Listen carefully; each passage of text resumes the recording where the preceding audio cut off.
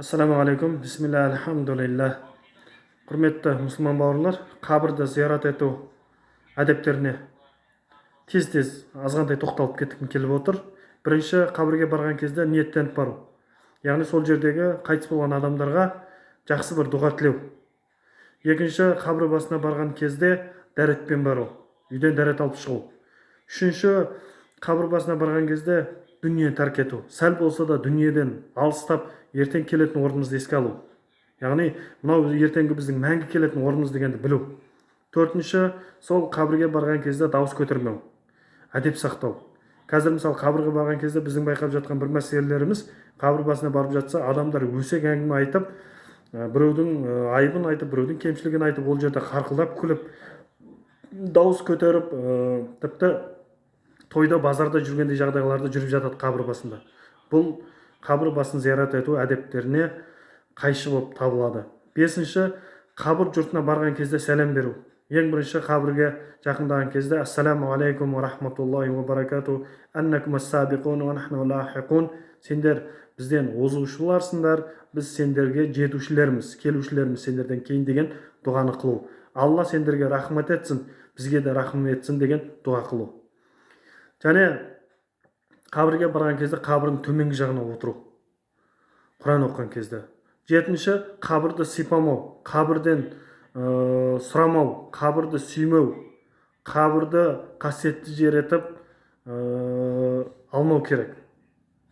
Қабір деген нәрсе ол біздің ертеңгі өлетін орнымыз.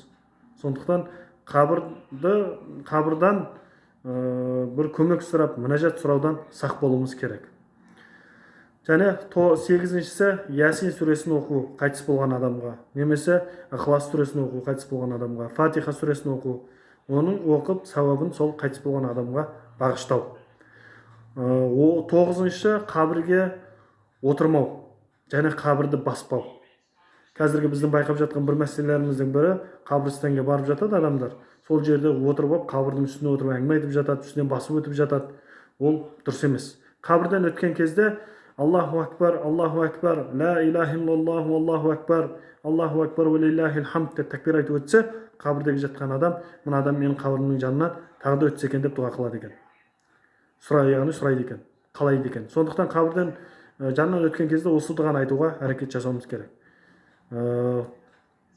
Қабірстанға барған кезде қолымыздағы қоқыс заттарды қабірстанға тастаудан сақтану керек.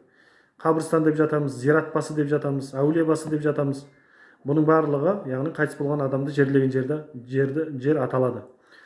Қабір басына барған кезде әдеп сақтау керек, құрметті бауырлар. Барып қоқыстың бәрін тастаймыз. Қабір қазушыларға және қабірдің үстіне там салушыларға, бауырларымызға құлақтарына алтыннан сырға. Сол жерге барып, сусындарды ішіп, немесе тамақтарды ішіп, оның ыдыстарын, сол жердегі басқа да қоқыс заттарды сол жерге шашып тастаудан сақ болуымыз керек. Мына дүниеде біздің үйіміздің жан-жағы қандай таза болғанды қаласақ, ауламыздың, қабірдің де жан-жағы дәл солай таза болуын қалауымыз керек, құрметті жамағат. Өйткені ертең мәңгі баратын жеріміз сол жер. Одан кейін жақсы естеліктерін айту. Қабірге зиярат еткен кезде пәленше адамның жақсы естелігін айту. Бір адамды көріп қалсаңыз, бұл адам осындай жақсылықтар жасаған деп жақсы нәрселерін айту керек. Алла тағала разы болсын. Ассаламу алейкум ва рахматуллахи.